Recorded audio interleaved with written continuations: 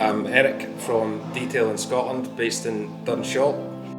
I first got into detailing in 2001 and a year out from a university degree.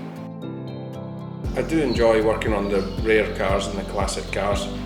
They're sometimes a bit of a nightmare, but they're generally quite interesting to do and rewarding in the end. The E-Type Jaguar I have in at the moment came out of the body shop a few weeks ago, and I've been giving it a 2-stage paint correction and Synergy 5 from the professional range at Infiniwax.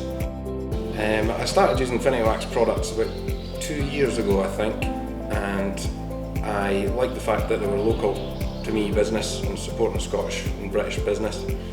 I've tried a lot of the products and have enjoyed working with all of them. They're all really good value and all do as they say on the tin.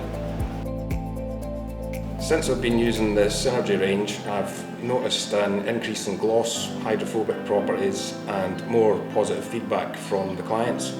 They have been exceptional so far and really pleased. Business is good. I had to stop advertising because I was getting too far in advance.